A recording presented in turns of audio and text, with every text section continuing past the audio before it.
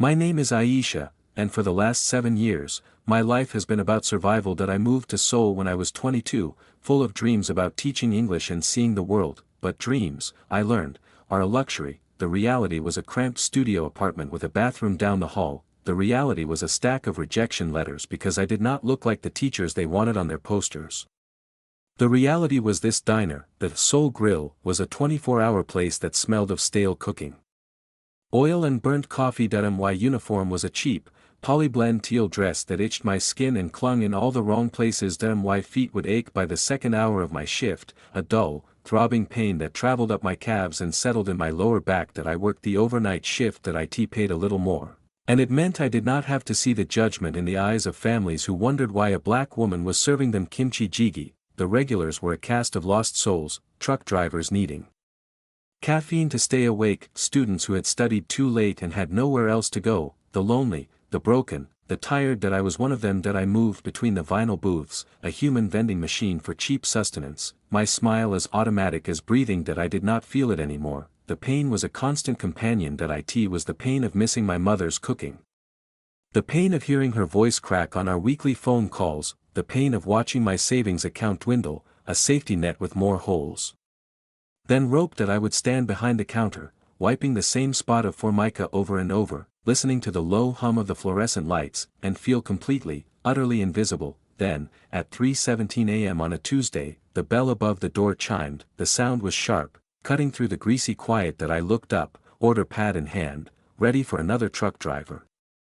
But it was not a truck driver. That IT was a little boy. That he could not have been more than 6 years old. That he wore a tiny, perfectly pressed navy blue suit. His black hair was neatly combed to the side, and his brown eyes were wide, not with the tiredness of a child kept up too late, but with a serious, focused determination. That he walked straight to the counter, his small leather shoes making soft, decisive clicks on the linoleum floor. Behind him, the door was held open by a man. This man was tall, with a face that looked carved from stone. That he wore a charcoal gray overcoat that probably cost more than I made in a year. That he was Korean, impeccably dressed, and his eyes, dark and unreadable, swept over the diner in a single, practiced motion. That he registered the cracked vinyl, the sticky floor, the flickering, open, sign. That he registered me, and for a moment, just a moment, something flickered in his gaze, not judgment, something else, something that looked like recognition. The man guided the boy to a booth by the window, his hand resting lightly on the child's small shoulder. That I grabbed 2 menus and walked over,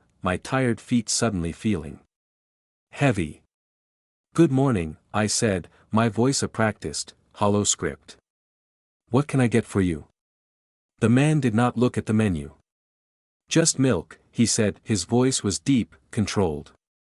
"Warm, for my son, and a black coffee." I nodded, writing it down. That I glanced at the boy. That he was staring at me, not in the way people usually stared, with curiosity or discomfort. That he was studying me, his little brow furrowed in concentration. That I brought the warm milk and the coffee. The boy wrapped his small hands around the warm mug, but he did not drink it. That he kept looking at me, then at his father, then back at me. That I went back to my station, to my wiping, to my invisibility, but I could feel their presence in the room, a warm pocket of light. In the diner's usual gloom, the father sipped his coffee in silence, staring out the dark window at the empty street. The minutes ticked by. Then, I heard the soft click of shoes on the floor. That I turned. The little boy was standing right in front of me, looking up. That he had to crane his neck all the way back to see my face.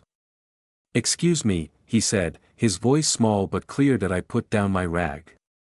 "Yes, sweetheart, is the milk not warm enough?"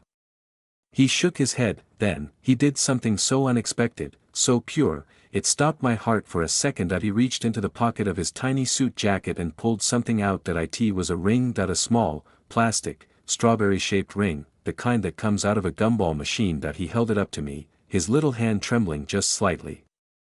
"My name is Min Jun," he said, very seriously.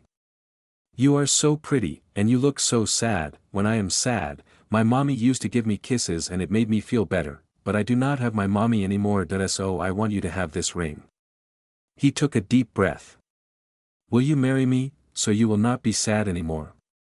The world stopped, the hum of the lights faded, the smell of grease disappeared. All I could see was this tiny boy, with his earnest eyes and his plastic strawberry ring, trying to fix my sadness with the only currency he had. A tear, hot and unexpected, slid down my cheek that I did not even know I was crying that I knelt down, right there on the dirty diner floor, so I was at his level.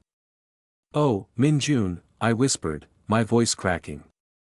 "That is the most beautiful thing anyone has ever given me." I looked at the ring, then back at his hopeful face. "But I cannot marry you." His face started to fall, his lower lip trembling that I quickly reached out and took his small hand. "Because," I said, a real smile, the first one in years, touching my lips, "you are too young for me, and because a smart, kind boy like you should wait until he is a big, strong man to get married, but I will tell you what." I gently took the strawberry ring from his fingers. "I will keep this ring forever, and whenever I feel sad, I will look at it and remember that a very special boy named Min-jun thought I was pretty and wanted me to be happy, and it will make me feel better that I promise." His whole face lit up. He beamed, a smile so bright it chased every shadow from the diner. "Okay," he said. "It is a deal." He threw his small arms around my neck and hugged me tight that I hugged him back, breathing in the clean, baby powder scent of him, a stark contrast to the diner. When I opened my eyes, the father was standing there. He had walked over silently. He was looking at me with an intensity that made my breath catch. His stone-carved face had softened. His eyes were not unreadable anymore, they were full of a deep, aching tenderness. And something else, something new. He looked at his son, then back at me. "Thank you," he said, his voice rough, as if the words were hard to push past his throat. For him." I stood up, suddenly very aware of my tired face, my cheap uniform, my messy ponytail. "It was nothing," I mumbled, wiping at my tears with the back of my hand. "It was everything," he said quietly. He held out his hand. "My name is Jae-won, and I think my son has excellent taste." I took his hand. His grip was warm and strong. "I am Aisha," I said. "Aisha." He did not let go right away. He looked around the diner, at the flickering light, the stained menus, my tired eyes. He looked at the plastic strawberry ring clutched in my other hand, then he looked back at me, and his gaze was soft, searching. "You are working all night?" he asked. I nodded. "Every night." He was quiet for a long moment, then he spoke again, his voice low and sincere. "The nights are the hardest," he said. "I know, since his mother passed, the nights are when the silence is the loudest. We were driving we could not sleep. I saw your light was on." He looked out the window at the lonely street, then back at me. You looked like you understood the silence." I did not know what to say. I just stood there, holding his son's ring, feeling seen for the first time in years. Min-jun tugged on his father's coat. "Daddy, can Aisha come home with us? She can be my new mommy and you can be her new husband and we can all not be sad." Jae-won's eyes widened slightly, a faint blush creeping up his neck. He looked at me, a flicker of embarrassment, and something else, a question, in his eyes. "HSSI," he said, using the respectful term, his voice hesitant. "I apologize for my son. He is very direct." I laughed. It was a rusty sound, but it was real. "It is okay," I said. "He is wonderful." We stood there for a moment, the three of us, in the harsh light of the diner. A broken waitress, a quiet billionaire, and a 6-year-old boy with a strawberry ring. Min-jun grabbed my hand with one small hand and his father's with the other. He pulled them together. His father's hand was warm and strong against mine. "See?"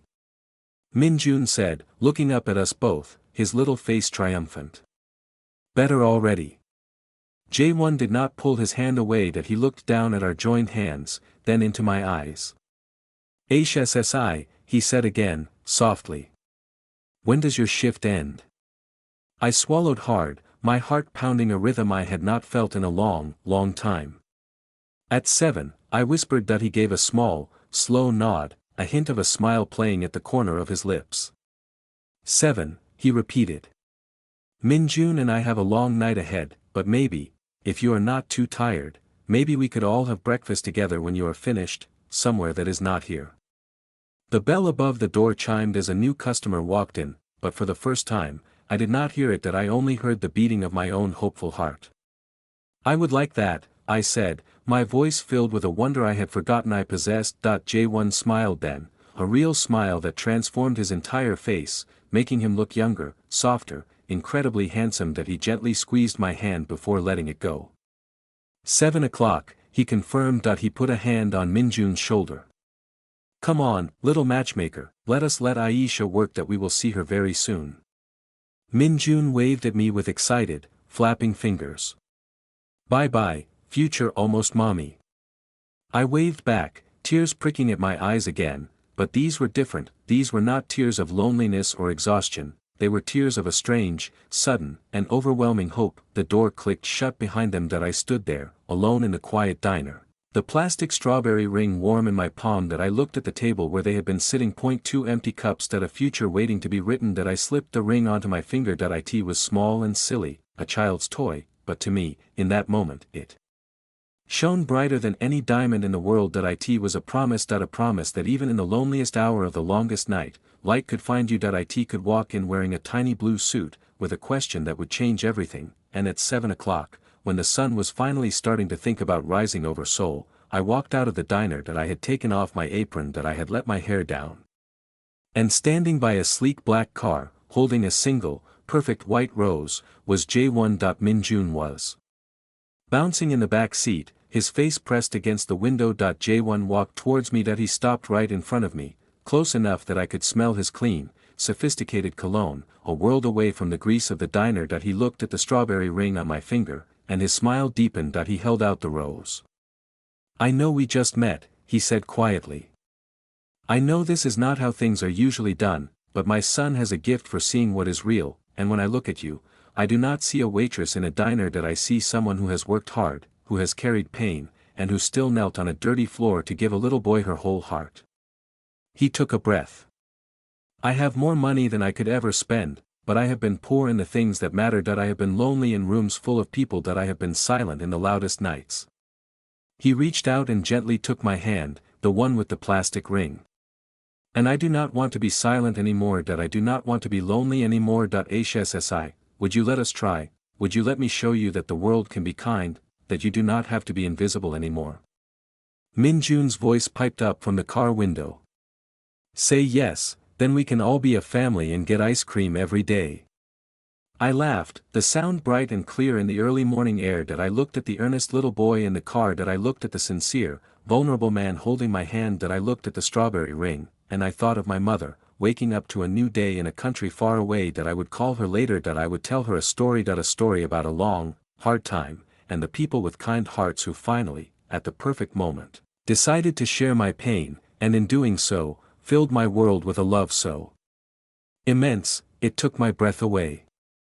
The car pulled away from the curb, and I sat in the back seat next to Minjun, the leather soft and warm beneath my tired legs. It felt strange, being on this side of the window, watching the familiar streets of my usual bus route glide by from a place of comfort instead of exhaustion. Minjun chattered the entire way, his small hand firmly holding mine. He told me about his favorite dinosaur, which was the Brachiosaurus because it had a long neck to reach the best leaves. He told me about his school and his best friend, Ji-ho, who could run faster than anyone. He told me that his mommy was in the sky now, watching over them, and that he thought she would like me because I had kind eyes. I glanced at Jae-won in the rearview mirror. He was listening to his son, a soft, sad smile on his face, but his eyes kept flicking to meet mine in the glass. We pulled up to a building that looked more like a museum than a home. It was modern, all glass and steel, tucked away behind a private gate that opened silently for us. A man in a uniform appeared to take the car. Jae-won opened my door and offered his hand. Inside,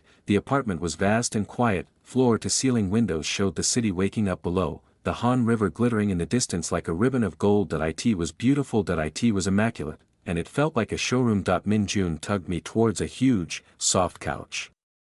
Sit, he commanded. I sat. He immediately climbed onto my lap and nestled against me, as if he had known me his whole life. Within 5 minutes, his breathing slowed, and he was fast asleep, his small body a warm, trusting weight against my chest. Jae-won stood by the window, watching us. He looked less like a billionaire now and more like a tired, grateful father. He does not do that, Jae-won said softly, walking over.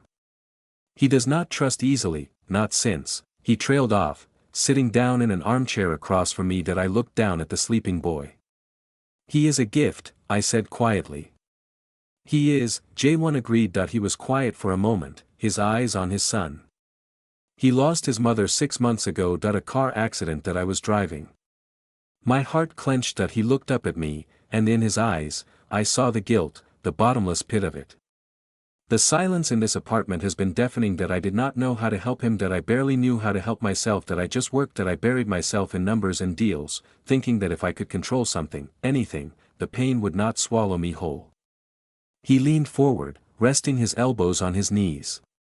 Tonight, he could not sleep, again that he asked me to take him for a drive, that he said he wanted to see the city lights, the ones that never go to sleep, that we drove for hours, and then he saw your diner, that he saw the light was on, that he said, "Daddy, that place looks warm, can we go in?" I almost said no, that it was not safe, that it was not clean, that it was not appropriate. He let out a breath that was almost a laugh. Thank God I did not say no. I felt my cheeks warm. Min-jun stirred slightly in my lap, and I gently rubbed his back until he settled again. Aisha, J1 said, my name sounding different in his voice, softer, more careful. I do not know your story, but I see it in your hands, the way they are rough from work, that I see it in your eyes, the way they hold a lifetime of, not quite enough, I see it in the way you knelt for my son without a second thought. He reached into his pocket and pulled out a business card that he placed it on the glass table between us. I am not offering you charity, he said firmly. I am offering you a choice. My company, my real company, not the one people read about, has a foundation that we fund education, that we provide housing assistance for people who are working hard and falling behind, that we help single parents, immigrants, people who have fallen through the cracks. He looked at me, his gaze steady.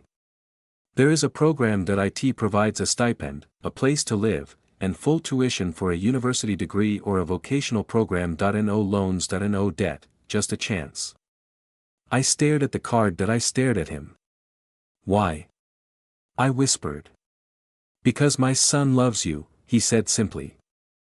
The wedding was small, just as we wanted, that we held it in a garden overlooking the Han River, the same river I used to cross on the crowded bus, my forehead pressed against the cold glass, wondering if I would ever find a place to belong. Now I belonged here. Min-jun was the ring bearer. He walked down the aisle with a velvet pillow clutched in his small hands, his face a mask of intense concentration. He tripped once, righted himself, and kept going. Everyone laughed, but it was the kind of laughter that came from love. When he reached us, he looked up at J1 and said, very seriously, Daddy, do not drop it. It is very important. J1 knelt down and hugged him tight. I know, son, that I know. My mother was there. The foundation had flown her in from our hometown, and she sat in the front row, crying into a handkerchief, her eyes never leaving my face. After the ceremony, she held my hands and looked at J1, then at Min-jun. You did good, my baby, she whispered to me. You did real good.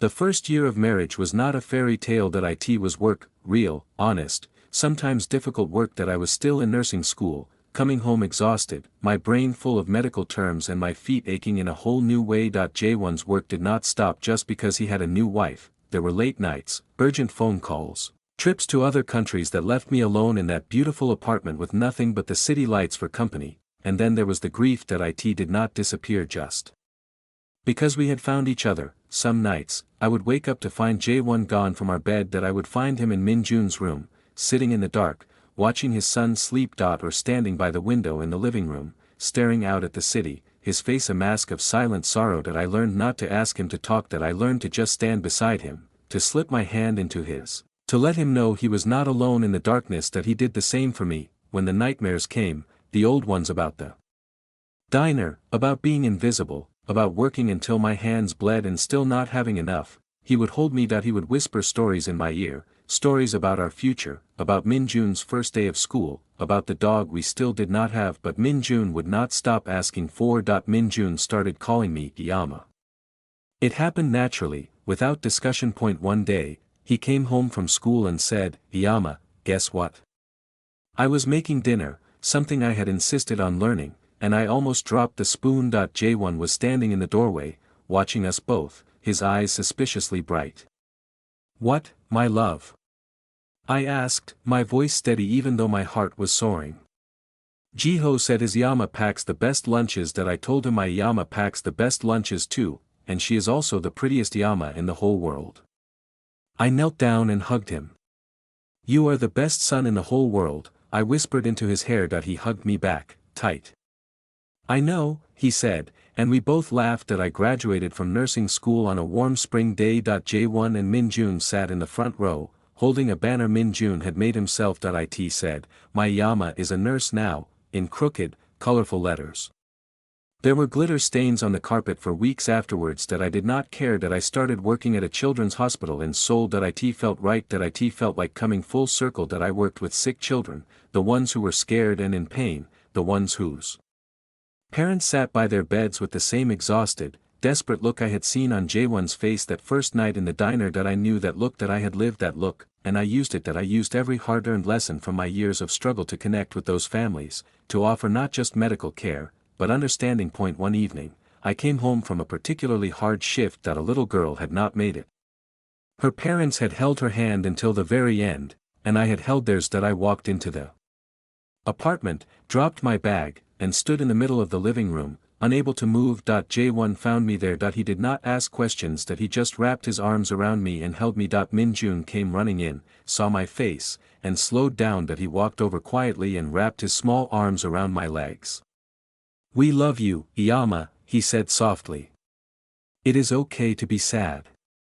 I knelt down and held them both, my husband and my son, and let the tears come. They did not try to fix me, they did not offer solutions, they just held me, and let me feel, and loved me through it. That was the gift they had given me, that was the gift I tried to give back every single day. Years passed. Minjun grew. He lost his baby teeth, gained new ones, grew taller, started middle school, then high school. The strawberry ring stayed on my finger, right next to my wedding band. It was worn now, the plastic faded, the strawberry shape less distinct, but I never took it off. On Minjun's 16th birthday, we had a party at the house. It was a small gathering, just family and a few close friends. After everyone left, Minjun came and sat next to me on the couch. He was tall now, almost as tall as his father, with the same serious eyes and the same kind heart. Yama, he said, can I see the ring? I held out my hand. He looked at it, at the faded plastic next to the sparkling diamond. I cannot believe you still have that, he said softly. I cannot believe you kept it all these years. I smiled at him. I told you I would keep it forever. I meant it. He was quiet for a moment. I remember that night, he said. I remember walking into that diner. I remember thinking you looked like a princess who had lost her castle. I wanted to give you something to make you smile. I put my hand on his cheek. You did, Minjun, you gave me so much more than a ring, you gave me a family, you gave me a home, you gave me a reason to hope again. He leaned into my hand, just like he did when he was little. You gave me a mother, he whispered. The best mother in the whole world. We sat there together, the night quiet around us, the city lights twinkling through the windows. Jaewon came in and saw us there. He did not say anything. He just sat down on my other side and put his arm around me, pulling us both close. This was our life, not perfect, not without pain, but full of love, full of tenderness, full of the kind of understanding that only comes from people who have walked through fire together and come out the other side holding hands. The next morning, I woke up early. Jaewon was still asleep, his arm draped over my waist. I carefully slipped out of bed and walked to Minjun's room. I opened the door quietly, just to look at him, the way I had done when he was small. He was sprawled across his bed, one foot hanging off the edge, his phone on the pillow next to his ear. Teenagers. I smiled and closed the door. I walked to the kitchen to start coffee. On the counter, there was a note in Minjun's handwriting.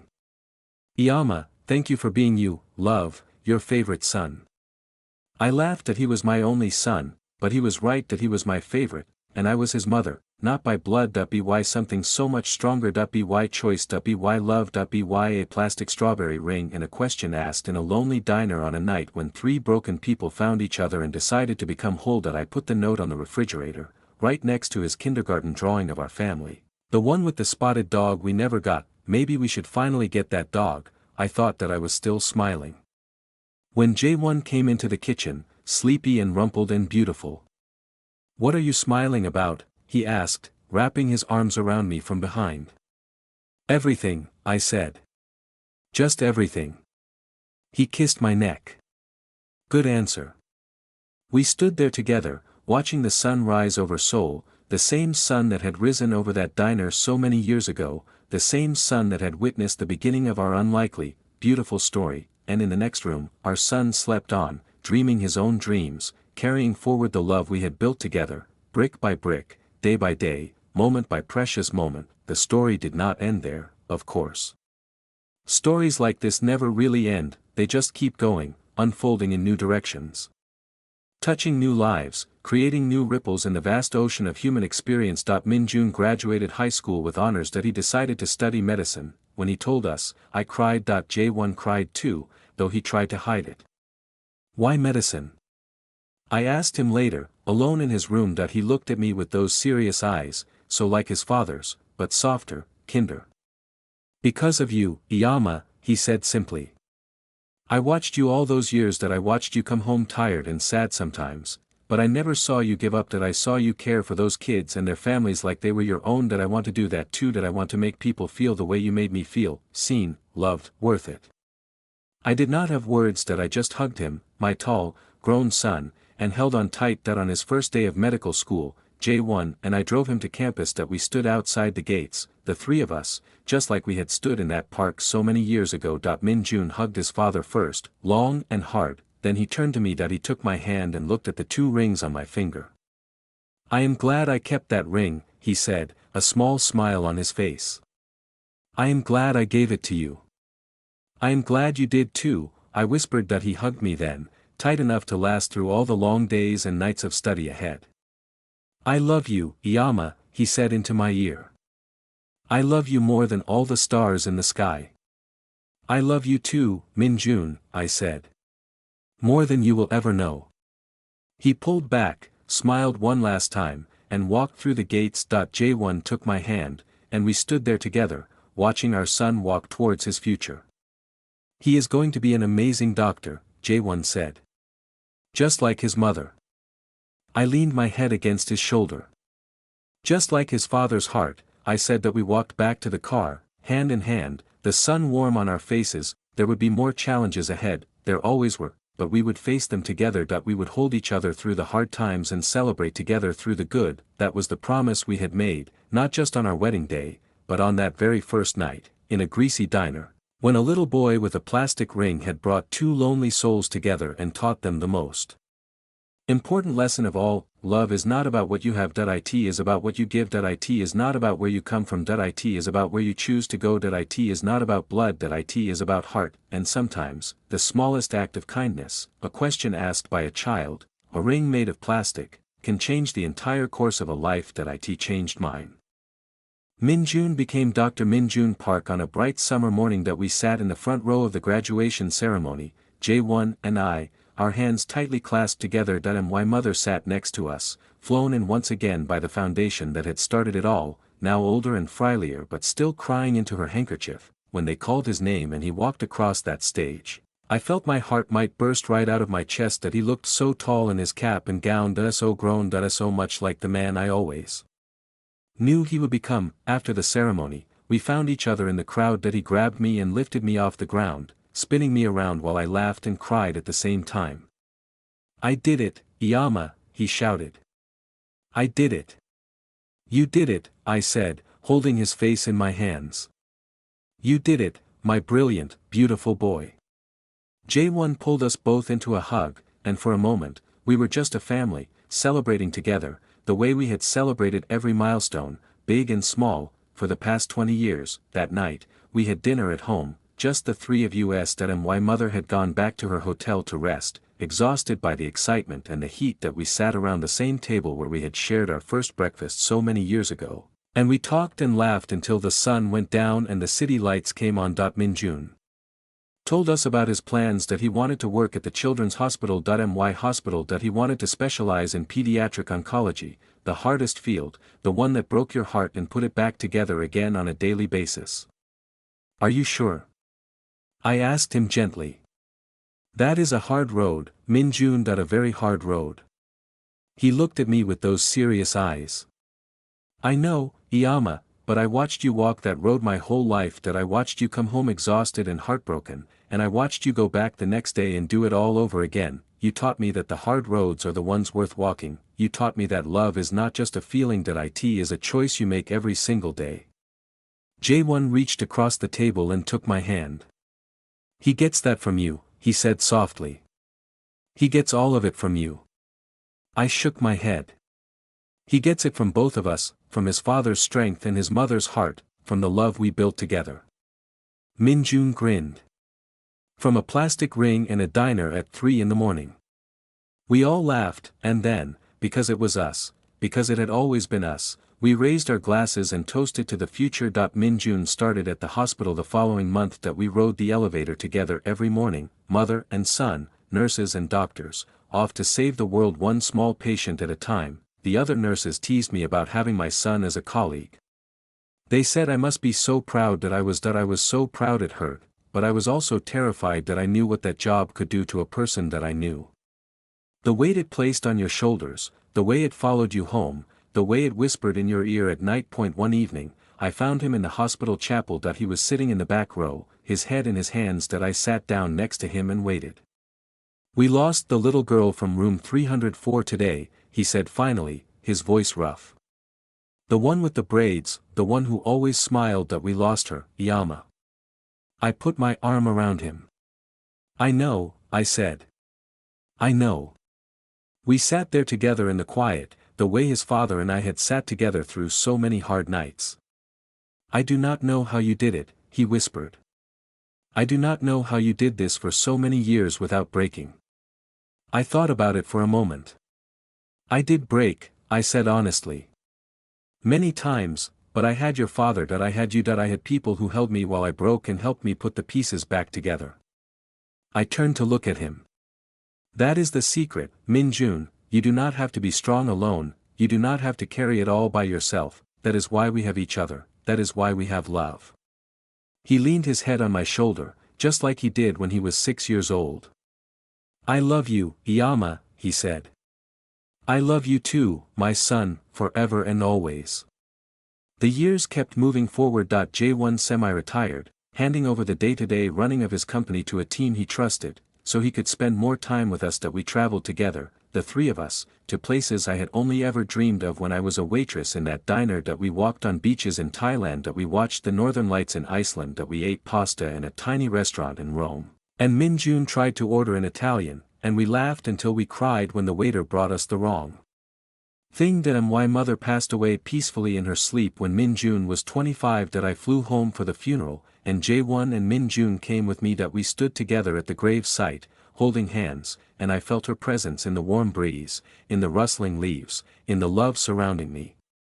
She was so proud of you, I whispered to Min-jun. She told everyone about her grandson, the doctor. She had your picture on her refrigerator until the day she died. He squeezed my hand. She raised a good daughter, he said. And that daughter raised a good son. I smiled through my tears. We did okay, didn't we? We did more than okay, Iyama. We did amazing. When Min-jun turned 30, he brought someone home to meet us. Her name was Soo-jin. She was a kindergarten teacher with a smile that lit up the room and a laugh that made you want to laugh too. She was kind and warm and patient, and she looked at Min-jun the way Jae-won looked at me, the way love should look. Min-jun was nervous. I could see it in the way he kept adjusting his collar, the way he kept glancing at us to gauge our reactions, but he need not have worried. We loved her from the very first moment.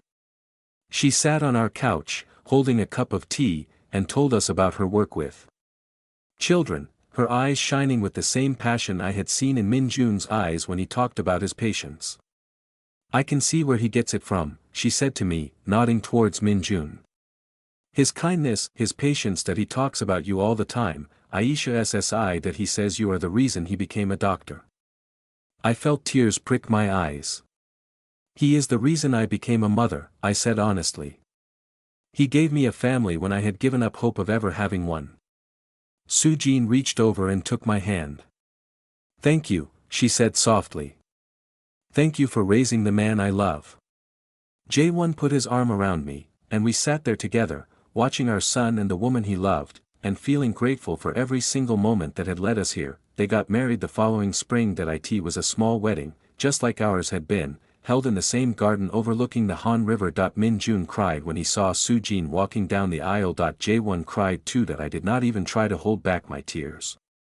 They were tears of joy, pure and simple. At the reception, Min Jun made a speech. He stood up, glass in hand, and looked around at all the people who had come to celebrate with them. Then his eyes found me. "I want to tell you a story," he said. "About a little boy who could not sleep, about a father who did not know how to help him, about a diner that was open all night, and a waitress with sad eyes and a kind heart." The room grew quiet, everyone listened.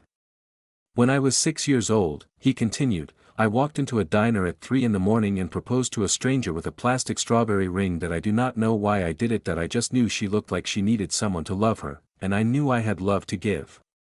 He paused, his voice thick with emotion. "That waitress could have laughed at me, she could have ignored me, she could have told me to go back to my table and stop bothering her, but she did not. She knelt down on that dirty floor, right there in her cheap uniform, and she talked to me like I mattered. She took my ring and promised to keep it forever, and she did." He held up his hand, and everyone saw the small, faded plastic strawberry ring on his pinky finger. "She gave me back this ring on my wedding day," he said. "She said it belonged with me now, as a reminder of where we started, but I do not need a ring to remember that I remember everything." He looked at me, and his eyes were shining. "I remember the way she held me when I was scared. I remember the way she stayed up with me when I was sick. I remember the way she cheered at every school play and every soccer game and every graduation. I remember the way she became my mother, not because she had to, but because she chose to." He raised his glass. "To Aisha Park," he said. "My mother. My hero, the best thing that ever happened to a little boy with a plastic ring and a broken heart." Everyone raised their glasses, everyone cheered, and I sat there, holding Jaewon's hand, watching my son toast me on his wedding day, and I thought about that lonely waitress in that greasy diner. I thought about how she had no idea, no possible way of knowing, that her life was about to change forever. I thought about the little boy who had walked in and asked her a question that would reshape her entire world. And I thought about the man who had stood in the background, silent and grieving, waiting for someone to show him that love was still possible. They had saved me, that was the truth of it. They had walked into my darkness and brought light. They had seen me when I was invisible and made me feel seen. They had loved me when I had forgotten how to love myself, and in return, I had given them everything I had. It had been enough. It had been more than enough. It had been everything. That night, after the wedding, after the dancing and the toasts and the tears of joy, Jaewon and I walked through the garden together. The moon was full, casting silver light across the flowers. We held hands, the way we always did, and walked in comfortable silence. "Do you remember," he said finally, "that first morning, when I asked you to have breakfast with us?" "I remember everything," I said. "I remember thinking you were the most beautiful woman I had ever seen," he said. "And I remember thinking that I was not worthy of even looking at you." I stopped walking and turned to face him. "Jaewon." He shook his head. "It is true that I was so broken, Aisha, that I was so full of guilt and grief that I did not think I deserved happiness, that I did not think I deserved you." I reached up and touched his face, the face I had loved for so many years. "And now?" He smiled, that soft smile that had not changed since the day we met. "Now I know that happiness is not something you deserve or earn. That it is something you find, something you build, something you fight for every single day, and I fought for it. That we fought for it, together." He pulled me close and kissed me, there in the moonlight, surrounded by the flowers and the memories and the love that had carried us through everything. "I love you, Aisha Park," he whispered against my lips. "I love you more than I ever thought it was possible to love anyone." "I love you too, Jaewon," I whispered back. "Forever and always." We walked back to the reception hall hand in hand. Inside, the party was still going strong. Min Jun and Sujin were dancing, lost in each other, their faces bright with joy. Our family, built from nothing, built from everything, built from a plastic ring and a question asked in the dark. That I leaned my head against Jaewon's shoulder and watched them dance, and I thought about all the nights I had spent in that diner, invisible and alone. That I thought about all the times I had wondered if my life would ever amount to anything that I thought about all the dreams I had given up on, all the hopes I had buried, all the love I had locked away, and I thought about how wrong I had been why life had amounted to everything why dreams had come true in ways I could never have imagined why love had found a home, and it had all started with a little boy who saw a sad waitress and decided to do something about it. That was the lesson.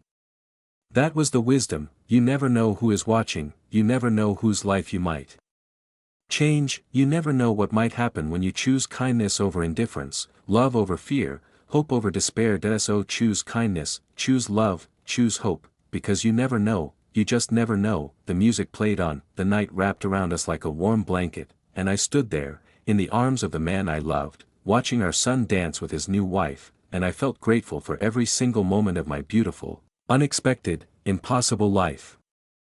The years bloomed and faded like the flowers in our garden. Sujin became pregnant, and Min-jun turned into an even more protective version of himself, which I had not thought possible. He called me at least 3 times a day with questions.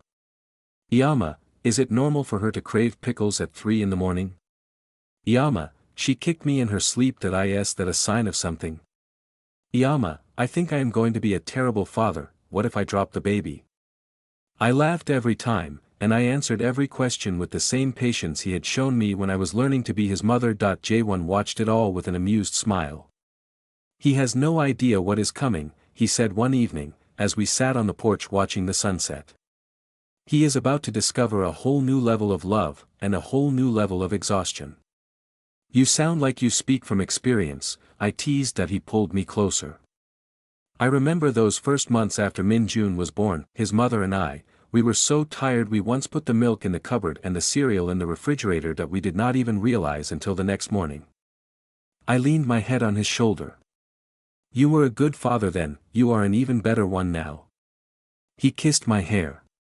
I had a good teacher. I watched you, Aisha. I watched you love him without reservation, without condition, without ever making him feel like he was anything less than the center of your world. You taught me how to be the father he needed. I smiled. We taught each other. The baby came on a stormy night in August. Lightning lit up the sky as Jaewon drove us to the hospital, his knuckles white on the steering wheel, his jaw set with determination. I sat in the back with Sujin, holding her hand, coaching her through the contractions the way I had coached so many mothers in my years as a nurse. Min-jun was already at the hospital, having driven himself separately in his panic. When we arrived, he was pacing the waiting room like a caged animal. Iyama, he cried when he saw us. She is in so much pain that I cannot stand it. I need to be in there. You will be, I said, taking his hands. They will let you in soon, but right now, she needs the doctors, she needs you to stay calm so you can be strong for her when it matters most. He took a deep breath, nodded. You are right, you are always right. Jaewon clapped him on the shoulder.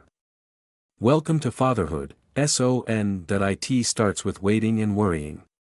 We waited together, the 3 of us, through the long hours of the night. The storm raged outside, but inside that waiting room, we held on to each other and held on to hope. And then, at 4:37 in the morning, a nurse came out with a smile. It is a girl, she said. Healthy and beautiful, mother is doing well. Father, you can come see them now. Min-jun did not walk. He ran. Jaewon and I followed more slowly, our arms around each other, tears streaming down both our faces. When we entered the room, we found Min-jun holding a tiny bundle wrapped in a white blanket. He was crying. Sujin was crying, even the baby was crying, a small, fierce sound that filled the room with life. Min-jun looked up when we entered. Iyama, he whispered. Appa, look what we made. I walked over and looked down at my granddaughter. She was perfect, tiny fingers, tiny toes, a shock of black hair, and eyes so dark and deep they seemed to hold all the mysteries of the universe. She is beautiful, I breathed. Just like her mother. Min-jun carefully placed her in my arms. I held her close, feeling the weight of her, the warmth of her, the incredible miracle of new life, and I thought about another baby, so many years ago, a little boy in a tiny suit who had walked into a diner and changed everything. Hello, little one, I whispered. I am your grandmother, and I am going to love you for your whole life, that is a promise. They named her Hannah, which means, one, in Korean. She was the one who brought a new generation of love into our family, the one who would carry our stories forward, the one who would learn, someday, about the diner and the ring and the waitress who became her grandmother. That I told her the story often, as she grew from a baby to a toddler to a little girl with pigtails and a curious mind. She loved the story. She made me tell it again and again. Tell me about the ring, Hermione, she would say, climbing onto my lap. Tell me about the diner. And I would tell her. I would tell her about the long nights and the tired feet. That I would tell her about the little boy in the blue suit and his sad father. That I would tell her about the plastic strawberry ring and the question that changed everything. And then what happened, she would ask, even though she knew the story by heart. And then, I would say, your Appa became my son, and your Halabiaji became my husband, and we all lived happily ever after. But that is not the end, she would protest. No, I would agree. It is not the end. That it is just the beginning, because every day, we get to choose love. Every day, we get to add another page to the story. Hannah is 16 now. She is tall and smart and fierce, with her father's serious eyes and her mother's laugh. She wants to be a writer, she wants to tell stories that matter. Last week, she came to me with a notebook. Hermione, she said, I want to write your story, the real one. The one about the diner and the ring and everything that came after. That I want the world to know. I looked at her, this beautiful girl who carried so much of our history in her blood, and I smiled. Are you sure? I asked. It is a long story. That it has happy parts and sad parts. That it has parts that might be hard to hear. She sat down next to me, the way her father used to sit when he was little. I know, she said. But that is what makes it real, that is what makes it beautiful, the hard parts and the happy parts, all mixed together. That is love, right? That is life. I reached out and touched her face. You are wise beyond your years, Hannah. She grinned. I learned from the best. So now she writes. She sits in the garden with her notebook, or in the living room by the window, or sometimes in the diner. Yes, the diner is still there. That it changed ownership a few times, but it is still open 24 hours, still serving coffee and kimchi jjigae to the lost and the lonely. That we bought it last year. Min-jun and Soo-jin run it now, with help from Hannah and her friends. They turned it into something beautiful. The same booths, the same counter, but now there are pictures on the walls, pictures of our family, pictures of the wedding, pictures of Hannah as a baby, and right there, behind the register, in a small frame, is a plastic strawberry ring, the original one. The one Min-jun gave me all those years ago. That I gave it back to him on his wedding day, but he insisted we put it here. So everyone can see, he said. So everyone can know that love can start anywhere, even here, even at 3 in the morning, even with a 6-year-old boy and a tired waitress. Sometimes, late at night, I still go there. That I sit in the same booth where Jae-won and Min-jun sat that first night. That I order warm milk and black coffee, and I watch the door. That I watch the people who come in, tired and lost and lonely. That I watch them sit at the counter, staring at their coffee, carrying their invisible burdens. And I remember. That I remember being them. That I remember thinking my life would never change. That I remember giving up on hope, and then I walk over. That I sit down next to them. That I order them something to eat, and I tell them a story. That a story about a little boy and a plastic ring. That a story about love that finds you when you least expect it. That a story about hope that never dies, no matter how dark the night. Some of them think I am crazy, some of them think I am just a lonely old woman, but some of them listen, some of them look at me with tears in their eyes and say, thank you. That I needed to hear that. And I know that the story is still being written. That I know that the ripples are still spreading. That I know that the love is still growing. Jae-won and I are old now, our hair is gray, our steps are slower, but every morning, we wake up next to each other. Every morning, he looks at me and smiles, and I look at him and smile back. Every morning, we say the same thing. Good morning, my love. Good morning, my life. And we mean it. That we mean it with every fiber of our being. Because we know how lucky we are. That we know how easily it could have been different. That we know that the universe handed us a gift in the form of a 6-year-old boy with a plastic ring, and we had the wisdom to accept it. Today is our anniversary. 40 years. 40 years since that night in the diner. Min-jun and Soo-jin are throwing us a party. Hannah is going to read something she wrote. The whole family will be there, our family, the one we built together. That I stand in front of the mirror, getting ready. Jae-won comes up behind me and wraps his arms around my waist. You are still the most beautiful woman I have ever seen, he says that I laugh. Your eyes are old and tired. My eyes see exactly what they have always seen, he says. My heart that am why home that am why Aisha. I turn in his arms and look at him, his face is lined now, but his eyes are the same, kind, deep, full of love. I love you, J1 Park, I say.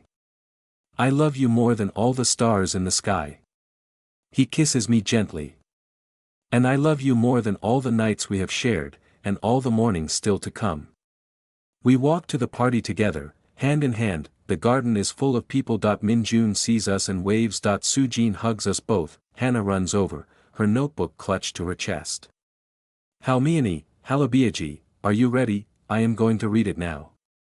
We sit in the front row, holding hands. Hannah stands before everyone, takes a deep breath, and begins to read. She reads about a diner and a waitress, she reads about a little boy and a plastic ring, she reads about a grieving father and a second chance, she reads about love and loss and hope and healing, she reads about our life, our beautiful, impossible, wonderful life. When she finishes, there is silence, and then, thunderous applause.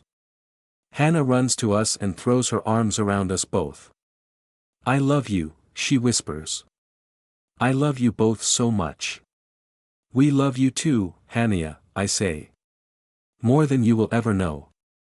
The party goes on late into the night, there is music and dancing and laughter. Min-jun dances with Soo-jin, Hannah dances with her friends. J1 and I sit together, watching it all, our hands intertwined. Do you remember, he says quietly, what you said to Min-jun that first night, when he proposed? I think back. I told him I could not marry him because he was too young. J1 smiles. And then you said you would keep his ring forever, and whenever you felt sad, you would look at it and remember that a special boy thought you were pretty and wanted you to be happy. I nod. I remember. He lifts our joined hands and kisses my fingers. Do you still look at it, when you are sad? I shake my head. I do not need to anymore. That I am never sad, not really, not anymore. He looks at me, his eyes soft. Never. Well, I admit, sometimes I am sad, that is life, but I do not need a ring to remind me that I am loved. That I have you, that I have Min-jun, that I have Hannah, that I have this family, that I have this life. He pulls me close. You gave me this life, Aisha, you walked into that diner and you gave me back my son, you gave me back my hope, you gave me back everything. I lean my head on his shoulder. We gave it to each other. That is the thing about love. It is not a gift one person gives to another. It is something you build together, brick by brick, day by day, moment by moment. We sit there in the quiet, listening to the music, watching our family dance. The night is warm, the stars are bright, and I think about all the roads that led me here, the long nights in the diner, the loneliness, the pain, the moment a little boy walked through the door and changed everything. That I think about my mother, gone now but never forgotten. That I think about J1's first wife, Min-jun's mother, watching over us from somewhere beyond. That I think about all the patients I held, all the families I comforted, all the lives I touched, and I think about all the lives that touched mine. That we are all connected, that is the truth of it. Every kindness ripples outward, every moment of love echoes through time. You never know whose life you might change, you never know who might be watching, you never know when your own life might be transformed by a simple act of grace. So be kind, be brave, be love, because the world needs it. Because the world is hungry for it, because you never know, you just never know. Hannah runs over, breathless from dancing. Halmiani, come dance with me. I look at J1. He smiles. Go, he says. Dance with our granddaughter. I will be right here. I will always be right here. I stand up, take Hannah's hand, and let her pull me onto the dance floor. We dance together, the old woman and the young girl, under the stars, surrounded by love, and I laugh. I laugh with joy. I laugh with gratitude. I laugh because this is my life, this beautiful, impossible, wonderful life, and it is not over yet. The story continues. It always continues. Because love does not end. It just keeps going, rippling outward, touching everything, changing everything, healing everything. That is the lesson, that is the wisdom, that is the gift. Love never ends. It just finds new ways to begin. The party ended long after midnight, guests drifted away with hugs and promises to visit soon. Min-jun and Soo-jin walked Hannah home, their arms around each other, 3 generations of love disappearing into the warm night. J1 and I stayed behind in the garden that we sat on the same bench where we had sat so many times before, watching the moon paint silver across the flowers. The music was gone, the laughter was gone. Only the crickets remained, singing their endless song. J1 took my hand. "Are you tired, my love?" I shook my head. "Not tired, just full of everything." He nodded. "I know that feeling that I have felt it every day since I met you." We sat in silence for a long time, not the silence of loneliness, the silence of contentment, the silence of two people who do not need words because they understand each other completely. Then J1 spoke again. "Do you ever wonder what would have happened if we had not gone into that diner that night?" I thought about it. I used to. In the beginning that I used to lie awake at night and think about all the ways our lives could have gone differently, all the ways we might have missed each other. And now? I turned to look at him. Now I know that we would have found each other anyway, maybe not that night, maybe not in that way, but somewhere, somehow, because love like ours does not happen by accident. It is written in the stars. It is carved into our bones. It was always going to find a way. J1 smiled, that same smile that had stolen my heart 40 years ago. "You always know exactly what to say. I learn from the best," I teased. He laughed softly. "We learn from each other, that is the truth of it." The night grew deeper, the moon climbed higher, and still we sat there, 2 old people holding hands in a garden, unwilling to let the night end. Finally, J1 spoke again. "Aisha, do you remember what you said to me on our wedding day? You said that love is not about finding someone perfect. That it is about finding someone who helps you become perfect together." I nodded. "I remember.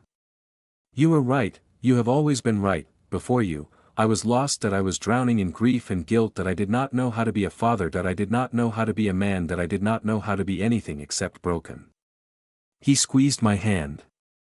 "And then you came, you did not fix me, you did not try, you just stood beside me and let me find my own way back. You held my hand in the darkness and waited for me to find the light." I felt tears prick my eyes.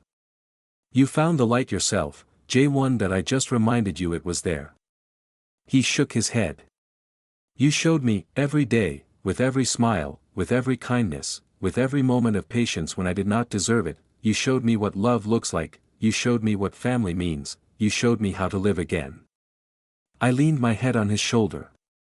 "And you showed me that I was not invisible, you showed me that my pain mattered, you showed me that my heart was worth loving, you gave me a home when I had none, you gave me a son when I thought I would never be a mother, you gave me everything." We sat there, holding each other, as the night wrapped around us like a blanket, the stars watched over us, the flowers breathed their sweet perfume into the air, and somewhere in the distance, a night bird sang. The next morning, I woke before dawn. J1 was still asleep, his face peaceful, his hand reaching for me even in sleep. I smiled and carefully slipped out of bed. I dressed quietly and walked out of the house. The streets were empty, the city was still sleeping. I walked the familiar path. The one I had walked 1,000 times in my dreams. 20 minutes later, I stood in front of the diner. The Soul Grill. It looked different now, renovated and bright, but the bones were the same door, the same windows, the same light glowing warm inside. I pushed open the door, the bell chimed. Inside, Min Jun was behind the counter, arranging cups. He looked up and smiled. "Iyama, you are early today." I smiled back. I could not sleep. I wanted to come here. He came around the counter and hugged me. "Me too. I come here every morning before the rush. It helps me remember." I pulled back and looked at him. "Remember what?" He gestured around the diner. "Remember where we started, remember how far we have come, remember that every person who walks through that door has a story, every person is fighting a battle we know nothing about." I touched his face, the face of my son, the little boy who had changed everything. "You learned that lesson well." He took my hand and led me to a booth, the same booth, the one by the window. "Wait here," he said. "I want to make you something." I watched him move behind the counter, confident and capable, a man now, a father, a husband, a healer. He made warm milk and black coffee, just like his father had ordered that first night that he brought them to the table and sat across from me. "To remember," he said simply that I took a sip of the coffee that it was perfect, just the way J1 liked it. Min Jun, I said, do you ever regret it, walking into this place that night? He looked at me, surprised. Regret it, Iyama, walking into this diner was the best thing I ever did. That I found you, that I found my family, that I found my whole life. He reached across the table and took my hand. You know what I remember most about that night? I shook my head. I remember your eyes, they were so acidita, so tired, so full of pain, and I remember thinking that I had to do something, that I had to try, that I had to give you something, anything, to make you smile. He smiled now, the same smile he had worn as a little boy. And you did, you gave me that plastic ring, you gave me your whole heart. He squeezed my hand. You gave me more than a smile, Iyama, you gave me a reason to believe in love again, you gave me hope. We sat there together, mother and son, in the place where it all began. The morning sun began to rise, painting the sky in shades of gold and pink. The door chimed, and J1 walked in. He saw us and smiled. I thought I might find you here. He slid into the booth next to me and kissed my cheek. Room for one more. Always, Min Jun said. J1 ordered his own coffee, and we sat together, the three of us, watching the city wake up through the same window where we had watched it so many years ago. After a while, the door chimed again. Hannah walked in, her notebook in her hand. Halmiani, Halabiaji, Appa, I knew you would all be here. She slid in next to her father and grinned at us. This is where the magic happened, right? This is where it all started. Right here, I said. At this very table. She looked around the diner, her eyes bright. I love this place. That I love that our family began here. That I love that a little boy with a plastic ring changed everything. Min Jun put his arm around her. That little boy was me. Hannah laughed. I know, Appa, you tell me the story every time we come here. And I will tell it every time for the rest of my life, Min Jun said. Because it is the most important story I know. Hannah opened her notebook. I have been thinking about the ending, she said. The ending of the story I am writing. I looked at her. And what did you decide? She thought for a moment. I decided there is no ending, not really, because the story keeps going. Hannah will grow up and have her own family, and they will have their own stories, and the love will keep spreading, like ripples in a pond. J1 nodded slowly. That is wise, Hannah, very wise. She beamed. I learned from the best.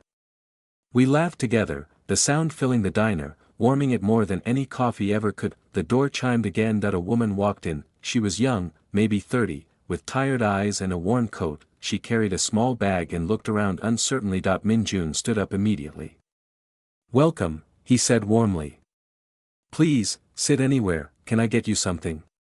The woman hesitated. I do not have much money, she said quietly. I am not sure I can afford anything. Min Jun smiled. Then let me make you something on the house. Everyone deserves a warm meal. The woman's eyes filled with tears. Thank you, she whispered. Thank you so much. She sat at the counter, and Min Jun went to work, preparing her food with care and kindness. I watched him, my heart swelling with pride that he had learned the lesson, that he understood. Hannah leaned over to me. Halmiani, that woman, she looks sad, like you looked in the story. I nodded. She does, she looks like someone who needs to be seen. Hannah stood up. I am going to talk to her. She walked over and sat next to the woman at the counter. I could not hear what they said, but I saw the woman's face change, the tension eased, the tears stopped. A small smile appeared. Hannah was telling her something, and the woman was listening. J1 put his arm around me. Look at her, she is just like you. She is just like all of us, I said. She understands that kindness is the only thing that matters. The woman stayed for a long time. She ate her meal and talked with Hannah and Min Jun. When she finally left, she hugged Hannah tightly. Thank you, she said. I was ready to give up tonight, that I did not think anyone cared, but you showed me that someone does. You showed me that there is still goodness in the world. Hannah hugged her back. Keep going, she said. Your story is not over yet. the best parts might still be coming. The woman walked out into the morning light, and we watched her go. Hannah came back to the booth, her eyes bright. "Did you see that?" she asked. "Did you see her face change?" We all nodded. "Hannah," I said, "do you know what you just did?" She thought about it. "I just talked to her, that I just listened." "You just changed her life," I said. "You just gave her hope, you just showed her that she matters. That is exactly what your father did for me, all those years ago."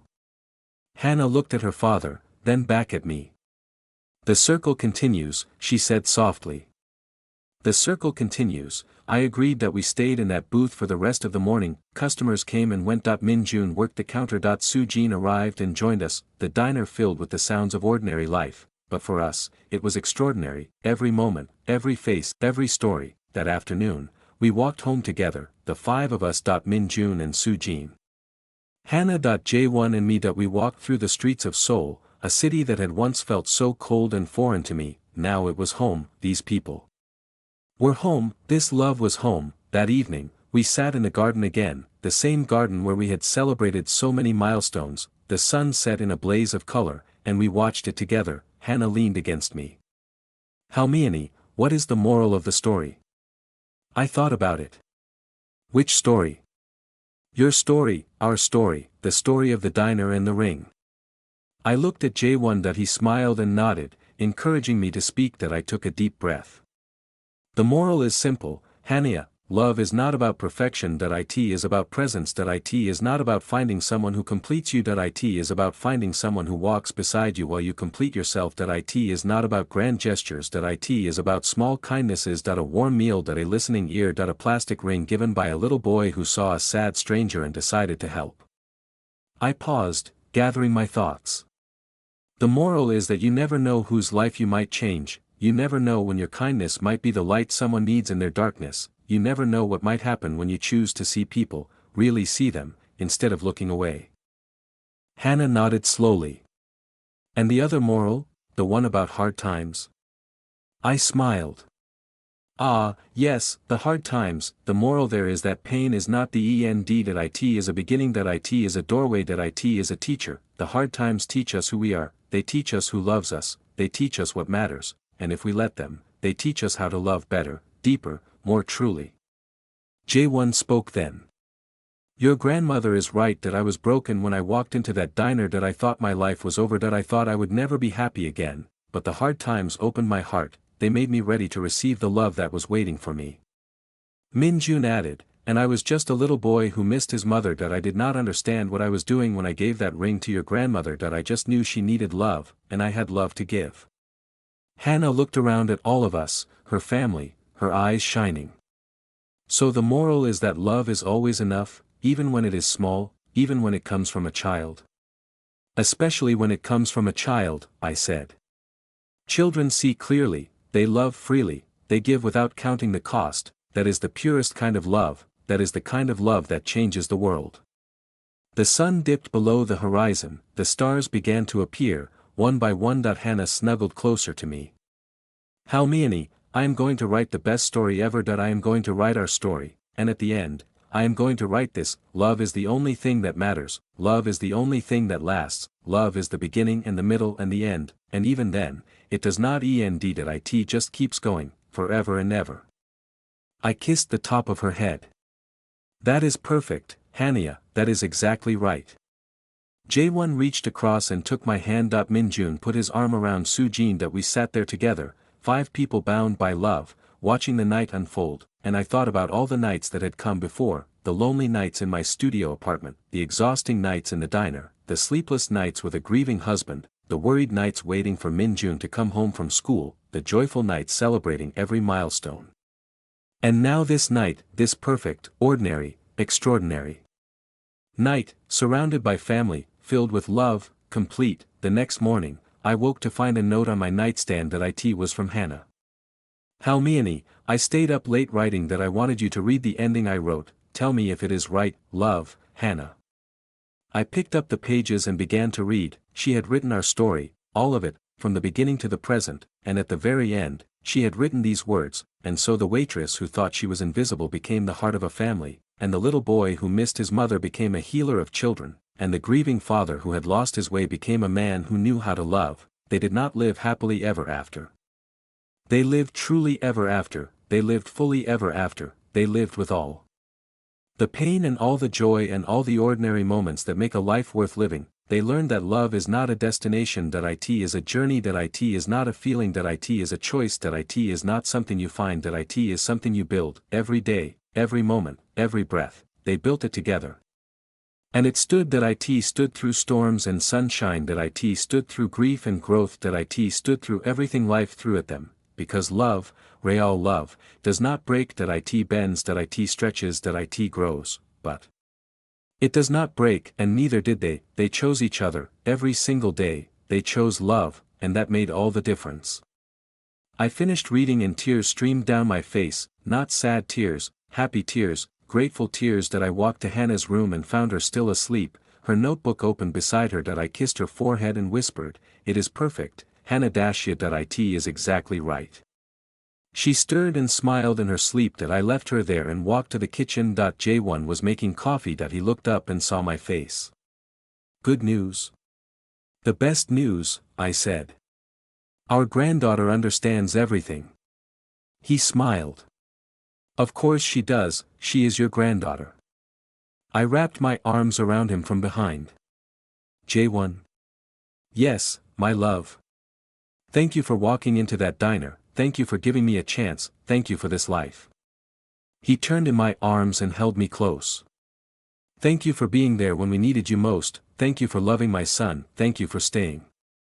We stood there in the kitchen, holding each other, as the sun rose on another day of love, another day of life, another day of our beautiful, impossible, wonderful story. And somewhere in the city, the diner was open, the coffee was brewing, the door was waiting for the next lost soul to walk through, and someone would be there to welcome them, someone with a kind heart and a listening ear.